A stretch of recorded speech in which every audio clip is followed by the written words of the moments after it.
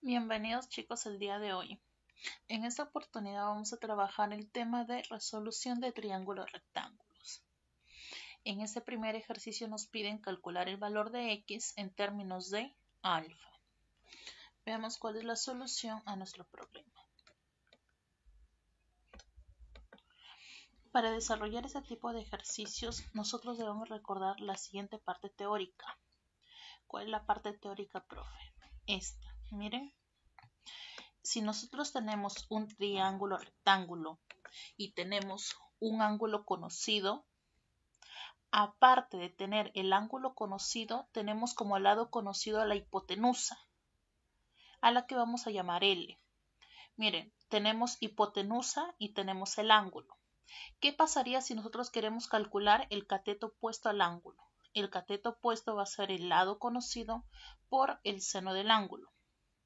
Y vamos a tener también que el cateto adyacente va a ser el lado conocido por el coseno del ángulo. Ahora sí, el gráfico lo vamos a sacar y vamos a hacer un trazo auxiliar. ¿Cuál va a ser ese trazo auxiliar? Desde este punto donde se están intersectando estas rectas, vamos a trazar una perpendicular a la base, ¿sí? Estamos trazando una perpendicular. Ahora quiero que vean cómo vamos a completar los ángulos. Mira, si acá es alfa, ¿cuánto deben sumar estos dos? Teniendo en cuenta que acá ya hay 90. Si acá hay 90, esos dos deben de sumar 90. Si ya hay alfa, acá vendría a ser 90 menos alfa, ¿verdad? Pero como la suma de 90 menos alfa con este ángulo debe ser 90, este ángulo viene a ser alfa.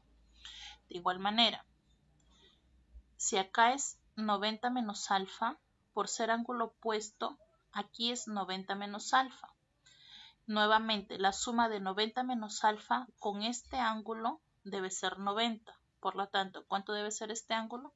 Debe ser alfa. Ahora sí, tenemos alfa, alfa y alfa.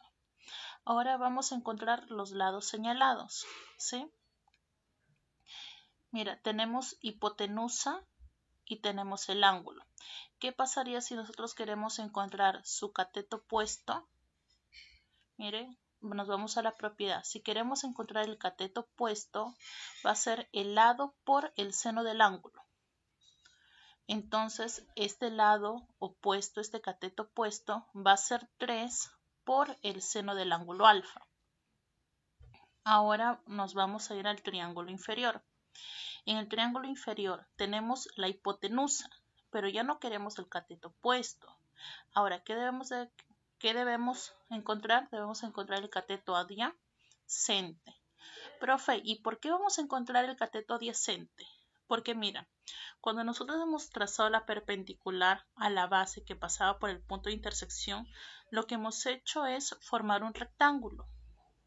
¿Y qué pasa en un rectángulo? En un rectángulo sucede que los lados opuestos tienen la misma medida. Entonces, esta medida de acá, que va a ser 3 seno de alfa, va a ser igual a x más este pedacito que vamos a encontrar. Ahora sí, miren, vamos a tener el todo y vamos a tener esta pequeña parte, pudiendo encontrar así el valor de x. Pasemos a encontrar este lado de acá. Tenemos la hipotenusa y queremos encontrar el cateto adyacente. Vamos a la propiedad. ¿Qué pasa si tengo la hipotenusa, tengo el ángulo y quiero encontrar el cateto adyacente? El cateto adyacente va a ser el lado por el coseno del ángulo, que en este caso sería alfa. Va a ser 2 por el coseno del ángulo alfa. En pocas palabras, tenemos lo siguiente. Ahora, por lo mismo que yo les había dicho, como hemos formado un rectángulo, los lados opuestos tienen la misma medida. 3 seno de alfa va a ser igual a 2 coseno de alfa más x, donde podemos encontrar que el valor de x va a ser igual a 3 seno de alfa menos 2 veces el coseno de alfa.